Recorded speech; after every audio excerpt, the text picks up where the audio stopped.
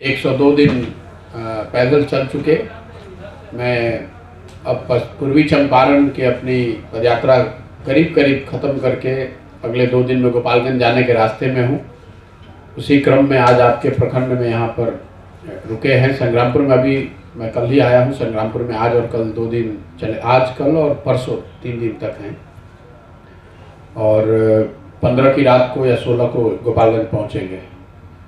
चंपारण, दोनों चंपारण और शिवहर जिला मैंने अपनी पदयात्रा पूरी कर ली। जो बातें देखी समझी वो संक्षिप्त में हम लोग हर जगह प्रखंड के स्तर पर पत्रकारों बंधुओं से साझा करते ही हैं। मोटे तौर पे बिहार के लोगों की जो सबसे बड़ी समस्याओं में जो बात देखने को मिली वो बेरोजगारी और पलायन। वो बिहार के लिए कम से कम इन तीनों जिलों में तो मुझे दिखा कि सबसे बड़ी समस्या के तौर पर लोगों ने बताया। इसकी जानकारी लोगों को पटना में बैठकर भी है, इसके लिए पैदल जाने की कोई ज़रूरत नहीं है। लेकिन जब आप गांव देहात में जाते हैं, इतनी लंबा समय आप लोगों के साथ बिताते हैं, तो आपको इसकी सामाजिक, आर्थिक और अन्य पहलुओं की जानकारी, इसकी विकरालता का अनुभव होता है कि ये कितनी बड़ी समस्या है। ज़्यादातर गाँव में हम लोग के अनुमान से 50 से 60% जो कामकाज करने के एज में लड़के हैं, नवयुवक हैं, वो कहीं ना कहीं बाहर जाकर मजदूरी कर रहे हैं। और जिन प्रखंडों में या जिन पंचायतों में बाढ़ की या कटाव की समस्या है, वहाँ पर इस तरह के पलायन की समस्या और ज़्यादा है। दूसरी बड़ी जो समस्या है वो किसानों की है। खेती किसानी करने वाले लोगों की हालत ज़्यादातर ऐसी ही है यहाँ पर कि वो अपना उससे जीवन चला सकते हैं, उससे किसी तरह की तरक्की या समृद्धि की सोच न है, न वो संभव है। तात्कालिक जो समस्या है, लोग बताते हैं खाद बीज का न उपलब्ध होना, यूरिया की कालाबाजारी होना, ये बात तो आप लोग को रोज़ सुनने को मिलती होगी। जो बड़ी समस्या है यहाँ वो है खेती से जुड़ी, वो है जल संसाधन की। या तो खेतों में सिंचाई का साधन नहीं है, या जहाँ पानी है वहाँ बाढ़ की समस्या है। आधे से ज़्यादा जो ज़मीन है, खेती युक्त ज़मीन है, उसमें बाढ़ की समस्या है। और जहाँ पर बाढ़ नहीं आता है वहाँ पर नहरों से पानी की कोई व्यवस्था नहीं है। चंपारण के दोनों जिलों में, पूर्वी और पश्चिम चंपारण में, नहरों के विषय में एक जो बात देखने समझने को मिली कि यहाँ पर पहले, आज से 10 साल, 15 साल, 20 साल पहले नहरों की व्यवस्था आज के मुकाबले बेहतर थी। बहुत बड़े भूभाग में ऐसा देखने को मिला कि नहर पहले था, लेकिन रख रखाव के अभाव में अब वो नहर बंद पड़ गए हैं या वो सिंचाई के लिए उपयुक्त नहीं है। और ये चंपारण में ही नहीं है, अगर बिहार का आंकड़ा मैंने देखा तो पिछले 10 साल में 11% एश्योर्ड इरिगेशन वाली ज़मीन आज एश्योर्ड, वहाँ इरिगेशन की सुविधा बंद हो गई है। वही कहीं ना कहीं चंपारण में भी दिख रहा है। बाढ़ और कटाव की जो समस्या है दोनों चंपारण में और शिवहर में भी, क्योंकि ये नेपाल से लगता हुआ सीमावर्ती एरिया है। बड़ी नदियाँ जो नेपाल से आती हैं, और बड़ी नदियों की चर्चा तो हर जगह होती है, लेकिन यहाँ बहुत सारी छोटी छोटी नदियाँ हैं जो नेपाल से आती हैं। 2-3 दिन पानी आया नेपाल से, बाढ़ आ गया, तहस नहस हो गया सब कुछ। और चूँकि प्रशासन उसको बाढ़ के तौर पर देखता भी नहीं है। बाढ़ की जो यहाँ सरकार की परिभाषा है कि कम से कम 3 दिन तक पानी जमा होना चाहिए। तो कई जगहों पर, कई पंचायतों में जो नेपाल से लगते हुए एरिया हैं, वहाँ लोग ऐसी बात लोगों ने बताई कि बाढ़ आता है, एक दिन पानी आया, सब कुछ तहस नहस हो गया, तो उनको उसकी जो परेशानी है वो तो झेलनी पड़ती है, लेकिन बाढ़ के लिए जो कुछ भी फौरी राहत मिलनी चाहिए वो भी नहीं मिलती है। किसानों की जो दूसरी बड़ी समस्या है, यहाँ पे लैंड होल्डिंग बहुत छोटी है। 91% बिहार में किसान ऐसे हैं जो 1 हेक्टेयर से कम में खेती करते हैं। देश में ये औसत जो है वो करीब 70% है। तो बहुत छोटे किसान हैं, सब्सिस्टेंस फार्मिंग है, मतलब जीने खाने के लिए लोग खेती करते हैं ज़्यादातर लोग। तो उनके पास उन खेतों में कुछ बेहतर करने का कुछ ऐसा उपाय है नहीं, पूंजी है नहीं। और उससे बड़ी जो समस्या है, अगर किसी भी तरह से किसान पानी की व्यवस्था न होने के बावजूद, बाढ़ के बावजूद, बीज खाद के कालाबाजारी के बाद भी अगर कुछ पैदा कर भी ले, तो जो सबसे बड़ी समस्या है वो है उपज का, फसल का दाम न मिल पाना। जब हम लोग पिछले 2-2.5 महीने से 3 महीने से चल रहे हैं, तो इसी दौरान गन्ना कटा है, इसी दौरान धान की कटाई हुई है, और तीनों जिलों में औसतन जो लोगों ने बताया वो 1200 से 1500 के रेट से धान बिका है, जबकि धान का सरकारी मूल्य है 2050 रुपया। तो ये दिखाता है कि किसानों को एक तो सारी परेशानी लागत के साइड में है, उससे भी बड़ी परेशानी है कि जो वो पैदा करते हैं उसका उनको दाम नहीं मिलता है। इसको अगर आप बिहार के नज़रिए से समझें तो बिहार में पिछले 10 साल में सिर्फ 13% धान और 1% गेहूं ही समर्थन मूल्य पर खरीदा गया है। ये पैक्स और जो जितनी व्यवस्था यहाँ सरकार ने बनाई है, इसके जरिए सिर्फ 13% धान और 1% गेहूं समर्थन मूल्य पर खरीदा गया है। जस्ट आपको परिप्रेक्ष्य देने के लिए बता दूं कि पंजाब में ये प्रतिशत 70 है, मतलब 70% से ज़्यादा धान और गेहूं वहाँ समर्थन मूल्य पर खरीदा जा रहा है। बिहार में वो प्रतिशत है 13 और 1 धान और गेहूं के लिए। दूसरे किसी भी फसल के लिए कोई समर्थन मूल्य या कोई खरीद की व्यवस्था है ही नहीं। इन दोनों चंपारण के इन दोनों जिलों में गन्ने की बड़ी खेती होती है, क्योंकि पारंपरिक तौर पे यहाँ चीनी मिल का जाल रहा है। ज़्यादातर चीनी मिल बंद हो गए हैं, तो जो चीनी मिल हैं वो अपना मनमाना, उनकी मनमानी है। इन तीनों जिलों में लोगों ने जो अभी तक बताया समझाया, उसमें मेरी बात समझ में आई कि कोई 3 तरह के गन्नों की खेती हो रही है। एक जो प्रेफर्ड गन्ना है, प्रेफर्ड वैरायटी है, जो मिल वाले लेते हैं ऊंचे दाम पे या बेहतर दाम पे, उस गन्ने में रोग ज़्यादा लग रहा है और उसमें वो गन्ना सूख भी तेज़ी से रहा है। इसलिए किसानों की शिकायत है कि जो सबसे बेहतर वैरायटी मिल वाले मानते हैं, उसमें किसानों को एक्चुअली नुकसान है। दूसरा, उसकी भी कीमत यूपी में गन्ने जिस रेट पर गन्ना मिल वाले खरीद रहे हैं उससे 60 रुपये क्विंटल कम है।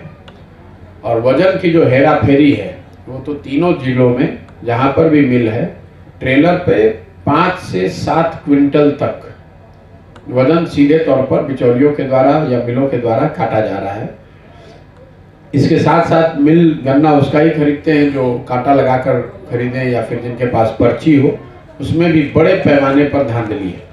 छोटा किसान जो गन्ना उपजाता है वो मिलों को सीधे जाकर बेच ही नहीं सकता है, उनको किसी न किसी बिचौलियों को ही देना है जिनके पास वो पर्ची होती है। तो इस तरह की समस्या है।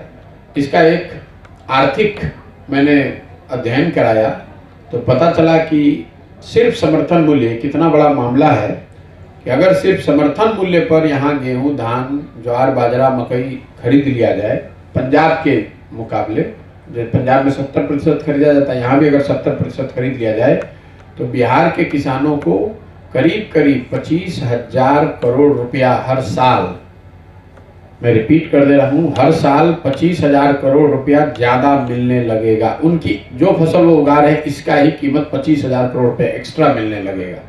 या दूसरे शब्दों में कहें तो समर्थन मूल्य पर धान, गेहूं, गन्ना वगैरह की खरीद न होने की वजह से बिहार के किसानों को हर साल करीब करीब 25,000 करोड़ का नुकसान हो रहा है। तीसरी जो बात समझ में आई, पहली मैंने आपको बताई रोजगार और पलायन का, दूसरा कृषि, तीसरी स्थिति है शिक्षा की। क्योंकि गरीबी से निकलने के मेरी समझ से यही 3 रास्ते हैं।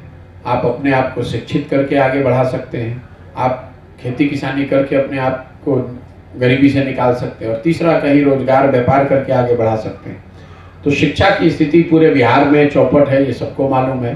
जो मैं ज़मीन पर देख पा रहा हूँ इसकी एक बड़ी वजह ये है कि विद्यालयों का जो इंफ्रास्ट्रक्चर है, जो फिजिकल इंफ्रास्ट्रक्चर है, जो शिक्षक हैं और बच्चे हैं, इन तीनों का समायोजन ना होना। मतलब जहाँ बिल्डिंग है वहाँ शिक्षक नहीं, जहाँ शिक्षक है वहाँ बिल्डिंग नहीं है, जहाँ दोनों है वहाँ बच्चे ही नहीं।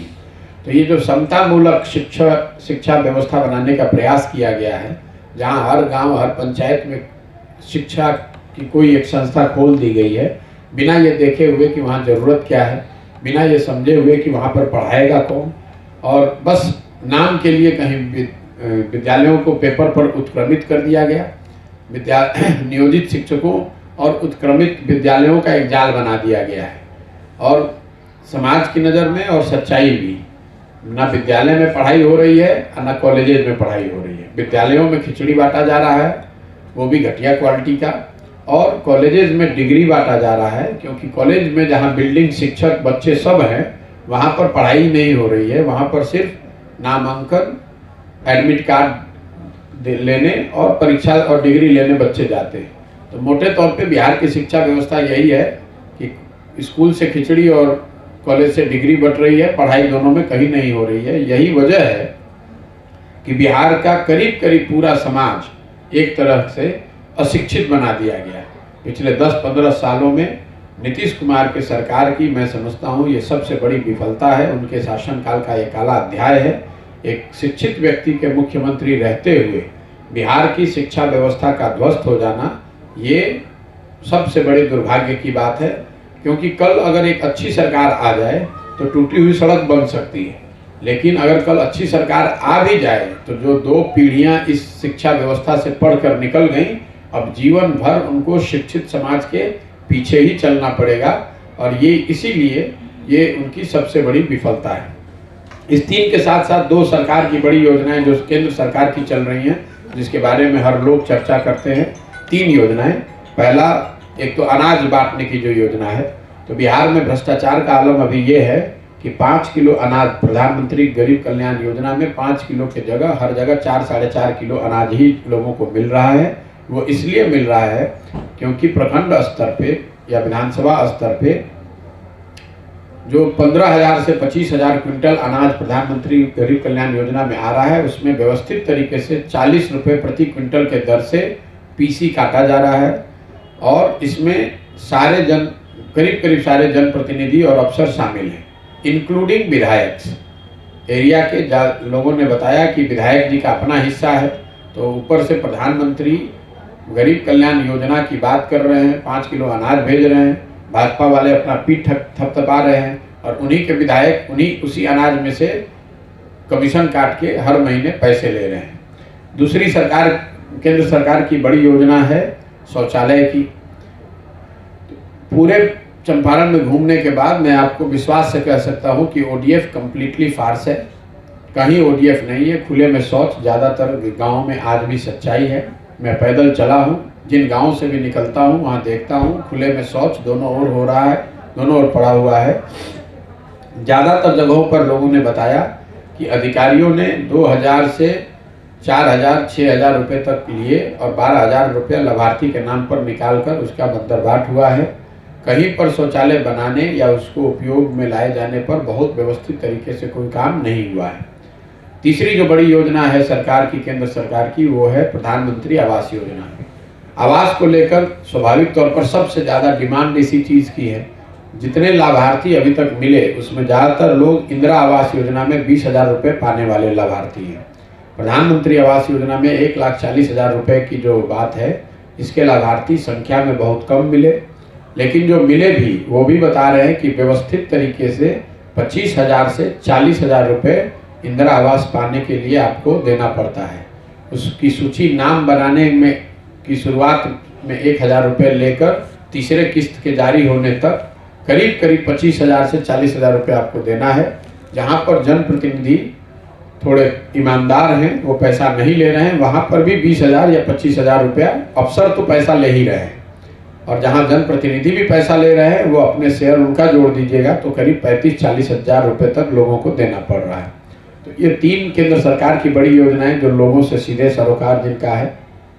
एक और योजना जिसने मुझे आश्चर्यचकित किया वो है मनरेगा। बिहार में जहाँ गरीबी, पलायन इतना बड़ा मुद्दा है, सामान्यतः ये सोच होती है कि यहाँ मनरेगा ज़मीन पर एक बड़ी सोशल सिक्योरिटी के तौर पर या मदद के तौर पर लोगों के लिए होगी। लेकिन पूरे 100 दिन में मैंने मनरेगा का काम होता कहीं देखा ही नहीं। कोई ऐसा गांव मिला नहीं जहां लोग बता रहे हैं कि मनरेगा में कुछ काम हो रहा है। मैंने जब बिहार के स्तर पर ये आंकड़ा देखा तो पता चला कि बिहार का मनरेगा का यूटिलाइजेशन है 39%। मतलब 100 रुपया अगर बिहार सरकार, हम लोग दिल्ली से मनरेगा के लिए ले सकते हैं तो बिहार सरकार सिर्फ 39-40 रुपया ही लाती है। 60 रुपया तो हम लोग दिल्ली में ही सरेंडर कर रहे हैं। और मनरेगा के मामले में आपके जिले पूर्वी चंपारण का यूटिलाइजेशन है 33%, 33%, वो भी बिहार में करीब करीब सबसे नीचे। ये उन राज्य और उन जिलों की हालत है जहाँ लोग 10,000 रुपये की मजदूरी के लिए अपना घर परिवार छोड़कर बाहर भागने को मजबूर हैं, वहाँ सरकार की असंवेदनशीलता इतनी है कि मनरेगा का 60% पैसा दिल्ली में ही छोड़ दिया जा रहा है। जो पैसा यहाँ आ रहा है उसमें लोग बताते हैं मनरेगा में 40% पीसी कटता है। तो अगर मान लीजिए कि बिहार सरकार की मनरेगा में बिहार के लोगों की को मिलना चाहिए था 10,000 करोड़, तो 6,000 करोड़ तो आया ही नहीं दिल्ली से। 4,000 करोड़ जो आया उसमें 40% पीसी कट गया, तो इफेक्टिवली 2,400-2,500 करोड़ रुपया मिला, जबकि बिहार के लोगों को मिलना चाहिए था 10,000 करोड़ से ज़्यादा पैसा। यही वजह है कि मनरेगा को करीब करीब लोग भूल ही गए हैं नीचे एक इफेक्टिव स्कीम के तहत की तरह, जिससे कि गरीबों को मजदूरी रोजगार के लिए कुछ सहायता मिल सकती थी। इसके बाद 2 योजनाएं जो राज्य सरकार की है जिसकी बड़ी चर्चा रही है, एक जिसकी इतनी चर्चा आप लोग नहीं करते हैं वो नली गली है। 7 निश्चय का जब प्रोग्राम बनाया गया था तो ज़्यादातर लोगों ने उसमें हर घर नल के जल की बात करी। 7 निश्चय की सबसे बड़ी योजना थी नालियों और गलियों के पक्कीकरण की बात। उस समय का अनुमान था कि बिहार के गलियों के और नालियों के पक्कीकरण पर 80,000 करोड़ रुपया 5 साल में खर्च किया जाएगा। मैं 2014-15 की बात कर रहा हूँ। उस समय ये सोच थी कि सारे गलियों का पक्कीकरण किया जाए, घरों से जो नालियाँ निकलती हैं उनका पक्कीकरण हो और उन नालियों को बड़े नाले से जोड़ा जाए जो गांव के पानी को निकाले और उसके निस्तारण की व्यवस्था की जाए। मैं 100 दिन चलने के बाद और 150-200 से ज़्यादा गांव हम लोग पैदल चल कर गए हैं, कहीं पर भी ये व्यवस्था नहीं बनाई गई है। जरूर कुछ गाँव किन्हीं गाँवों में सड़क के किनारे कुछ बड़े नाले दिखे जिनको ना घरों की नालियों से जोड़ा गया है, ना उन नालों से पानी के निस्तारण की व्यवस्था की गई है। इसी वजह से ज़्यादातर वो नाले जो टेढ़े मेढ़े उबड़ खाबड़ ऊंचे नीचे बने हुए हैं उसमें कूड़ादान की तरह उसका इस्तेमाल हो रहा है। कूड़ा भर गया है, पानी ना निकलता है ना उसमें आता है। गलियों के पक्कीकरण की तो कोई बात ही नहीं है, वो कोई उस अभियान के तहत गलियों का पक्कीकरण किया गया हो ऐसा दिखता नहीं है। गलियों की स्थिति आज भी यही है कि वहाँ पर या तो कहीं खड़ंजा है जो पुराने पंचायती राज की किसी स्कीम में बनाया गया है, या फिर मिट्टी का ही है। दूसरी जो बड़ी योजना है वो नल जल योजना 7 निश्चय का हिस्सा है, जिसकी चर्चा भी खूब होती है। पश्चिम चंपारण के मुकाबले पूर्वी चंपारण में नल जल योजना की स्थिति थोड़ी बेहतर है। पश्चिम चंपारण में हम लोग का अनुमान था कि करीब करीब 90% नल जल योजना बंद पड़ी हुई है या काम नहीं कर रही है। पूर्वी चंपारण में ये आंकड़ा मैं 70% के आसपास रखूँगा, मतलब 100 में 70 नल जल योजना चल रहा है, जो नहीं चल रहा है 30 ही चल रहा है। तो पश्चिम चंपारण के मुकाबले स्थिति जरूर थोड़ी बेहतर है, लेकिन यहाँ पर भी मतलब करीब करीब 70% नल जल योजना कामयाब नहीं है। तीसरी एक जो और यहाँ बात होती है, 2 चीज़ों की बात हम लोग करते हैं कि नीतीश कुमार की सरकार में और कुछ हुआ या नहीं। 2 चीज़, सड़क बन गई और बिजली आ गई। इस चीज़ की धरातल पर जब जाकर इसको हम लोग देखते हैं तो हम लोगों ने पाया कि बिजली हर जगह जरूर आ गई है, इसमें कहीं कोई दो मत नहीं है। बिजली हर जगह पहुंची है, लेकिन बिजली बिल के आने, गलत बिल का आना एक बड़ी समस्या के तौर पर ग्रामीणों ने, स्थानीय लोगों ने बताया। मुझे ज़्यादातर जगहों पर लोगों ने बताया कि 2 बल्ब 4 बल्ब जलाने पर भी 2,000 से 6,000 रुपये तक बिल आता है। ऐसे लोग भी मिले जो 8,000, 20,000, 60,000, 1-1 लाख रुपये तक का लोगों ने बिल दिखाया है। कई गाँव में ऐसे लोग मिले जहाँ पर 30, 40, 50 घरों के बिजली के कनेक्शन काट दिए गए हैं। कुछ ऐसे लोग भी मिले हैं जहाँ पर बिजली के बिल के भुगतान के न होने पर उन पर फौजदारी के केस हुए हैं, लोग घर छोड़ के भाग गए हैं। 60-60, 70-70 हज़ार रुपये तक का बिल आया है। मुझे ऐसा लगता है कि आने वाले कुछ महीनों या 1-2 साल में बिजली बिल का एक बहुत बड़ा मुद्दा यहाँ समाज में आपको उभरता हुआ, आता हुआ दिखेगा। जहाँ तक सड़कों की बात है, नेशनल हाईवे ज़रूर अच्छा बना हुआ है। मैं तो नेशनल हाईवे पे नहीं जाता हूँ, लेकिन जहाँ तक का मेरा अनुभव है, स्टेट हाईवे में भी पहले के मुकाबले सुधार है। लेकिन ग्रामीण सड़क पर जब हम लोग जाते हैं, जहाँ मैं पैदल चल रहा हूँ, क्योंकि हम लोग 99% केस में ग्रामीण सड़कों पर ही चलते हैं, वहाँ पर स्थिति कमोवेश वही है जो लालू जी के जंगल राज में रही होगी। ग्रामीण सड़कों की स्थिति भयावह है। कहीं पर भी मुझे ऐसा गांव नहीं मिला जहां ग्रामीण स्तर पे गांव के अंदर के सड़क बेहतर हो। 2-4 गांव, 10 गांव में कोई 1-2 गांव कहीं ठीक हो तो अलग बात है, लेकिन ग्रामीण सड़कों की स्थिति करीब करीब उतनी ही खराब है जितनी पहले थी। तो ये नीतीश जी की ये जो बात है, स्वास्थ्य की मैंने चर्चा नहीं की, आपने ध्यान दिया होगा, वो इसलिए नहीं की कि स्वास्थ्य व्यवस्था की बात करना ही बेमानी है। पंचायत और गांव के स्तर पर तो कोई स्वास्थ्य की व्यवस्था, कोई फैसिलिटी, कोई अस्पताल मुझे दिखा ही नहीं। दिखा तो उसमें कहीं गाय घूम रहा है, कहीं भैंस घूम रही है, कहीं बकरी घूम रही है। पूरी स्वास्थ्य व्यवस्था यहाँ पर प्राइवेट चिकित्सकों के हाथ में है। लोग अपने स्वास्थ्य के लिए पूरी तरीके से अपनी ही क्षमता, अपनी आर्थिक स्थिति पर निर्भर हैं, चाहे वो ग्रामीण चिकित्सकों के भरोसे रहें या शहरों में बड़े चिकित्सकों से मदद लें। लेकिन सरकारी व्यवस्था मुझे देखने को अभी तक नहीं मिली। ये जरूर संभव है कि मैं चूंकि अनुमंडल और जिला अस्पतालों में नहीं गया हूं तो मैं उस पर टिप्पणी नहीं कर सकता हूं, लेकिन गांव में, बड़े गांव में, पंचायतों में, और मैं करीब करीब सारे बड़े गांव में गया हूं। ऐसे गांव जहां 5,000 या 8,000, 10,000 जहां की आबादी है, वहां पर कहीं पर कोई व्यवस्था है ही नहीं। तो माननीय स्वास्थ्य मंत्री इस जो राज्य के पहले थे, मंगल पांडे जी, करीब 5 बरस रहे, और अभी के स्वास्थ्य मंत्री जिनको बिहार का मुख्यमंत्री बनने की बात जिनके चल रही है, उनके लिए मुझे लगता है कि एक बड़ी चुनौती है बिहार की जनता को देखने की कि अगले 2-3 साल में बिहार की स्वास्थ्य व्यवस्था को, ध्वस्त हो गई स्वास्थ्य व्यवस्था को कैसे बेहतर बनाते हैं। तो मोटे तौर पे यही स्थिति है। लोगों के मन में जो सबसे ज़्यादा 100 दिन में जो शब्द सुने गए, मेरे कान में पहुँचे, वो है अफसरशाही, भ्रष्टाचार और पीसी। मतलब अफसरशाही का कहर, इस पूरे सरकार को, पूरी व्यवस्था को अफसर चला रहे हैं। सरकार से जुड़ा हुआ कोई काम बिना पैसे, बिना घूस के नहीं हो सकता है।